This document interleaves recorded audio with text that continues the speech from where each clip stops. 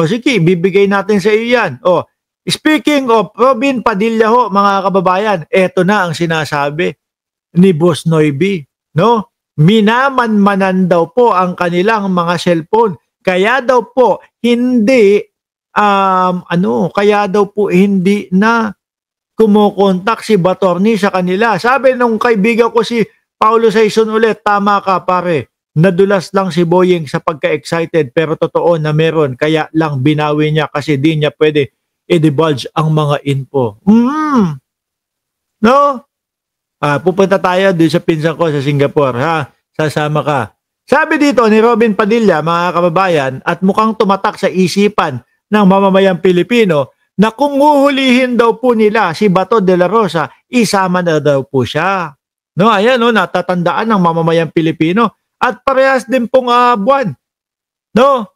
Parehas din pong March 30, mga bossing. Kung huhulihin nila si Bato, isama nyo ako. Baka mamaya malabato de la Rosa din ang peg mo, ha? Yung tipo bang sasabihin niya, kapag ka po si dating Pangulong Duterte ay aaresto sasamahan ko kahit saan. Ngayon, tignan mo ang advice mo na kay Bato de la Rosa. Ang advice ko sa kanya ay never surrender to a foreign power. Wag ka surrender. Bakit? Kasi nangako ako, sinabi ko doon sa mamamayang Pilipino na pag inaresto ka, sumama ako. Baka mamaya mapasama ako ng di oras dyan. Huwag ka mag-alala, Binoy, hindi ka naman tatanggapin doon sa ICC. Ngayon, ano sabi dito? Ni Senator Robin Hood Padilla, mga bossing, kantiin nyo na daw po ang lahat sa kanya. Huwag lang yung pagiging Muslim niya. Hindi naman to dapat talaga. No? Dapat po ay may respeto tayo doon sa ating mga sari-sariling relihiyon. Pagka relihiyon po ang pinag-usapan, naniniwala ho ako kay Senator Robin Padilla na talagang iba nga naman talaga. Talagang magsasabog. Kaya kung nire-respeto nyo ang kapwa ninyo, huwag nyong pag-usapan kung magkaiba ang relihiyon ninyo. Okay?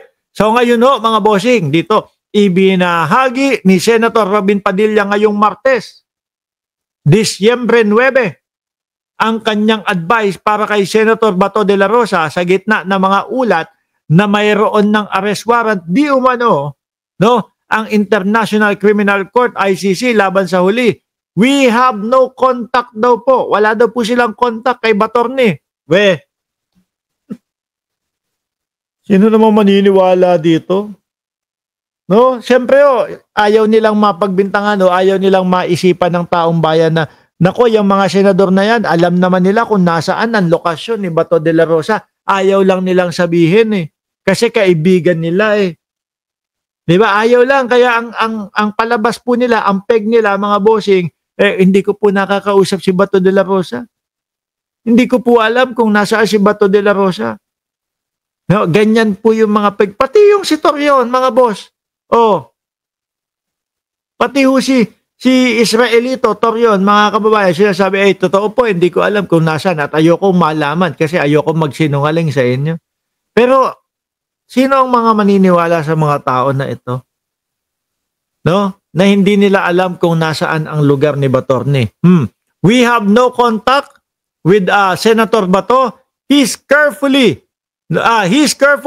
He used to be a soldier, policeman, and he knows that our cell phones may be monitored. Ano yan? Naka-wiretap kayo? Inaalam? No?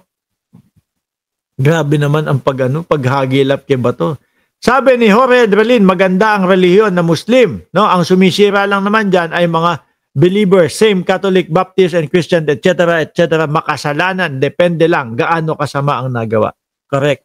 Samantala, matatandaan na sinabi ni Padilla noong Marso na kung huhulihin si Bato de la Rosa ay dapat isama siya dahil isa umano siya sa mga sumuporta sa laban kontra ipinagbabawal na gamot ni dating Pangulong Duterte. Ikaw, sumuporta ka lang. Kagaya ko, sumuporta ako noon dati.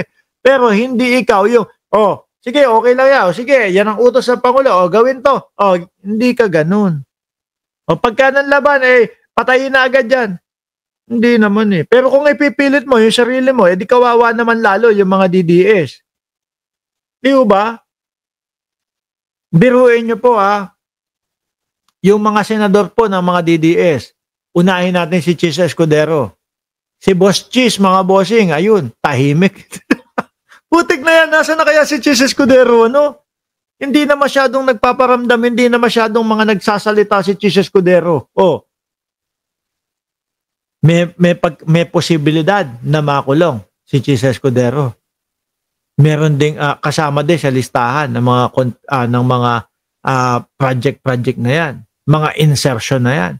Si Boss Joel Villanueva at si Boss Jinggoy Estrada, oh, parehas din ho, mga bossing. Di ba? Nasa listahan din po, mga kababayan.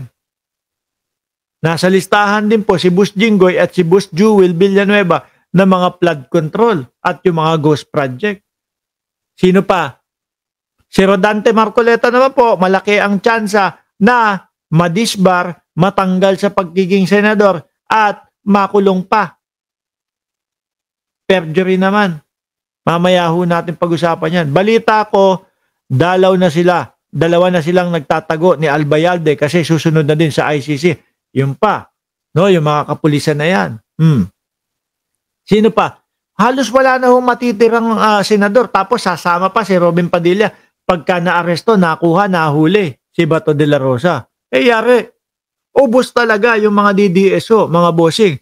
Paano na kapag Pebrero na po at eto, may nagpapasok na ng impeachment. Aba, humihina kayo mga bata. Mukhang hindi nyo na kayang gawin at hindi nyo na mauulit yung ginawa nyo nung 2025 na impeachment kay Vice Presidente na dinribble-dribble, pinagpasapasahan, tapos ang ending, ayun, in-archive, itinago para hindi na masulong. Di ba? Mukhang malabo na po nilang gawin yan, mga bossing. Kasi ubos na po yung mga DDS, senators po eh. Oh. Sabi ni Jorge Edralin, no, si Senator Marcoleta nakakawala ng awa. Ang pinaggagawa tanda na pero puro kasalanan pa din. Si Marcoleta? Oh, sige, pag-usapan natin si Marcoleta. Alisin na natin yang si Binoy. No, si Binoy, tingin ko hindi naman gagawin yan yung sasama at magpapahuli eh. Wala na nga. Nga na po sila.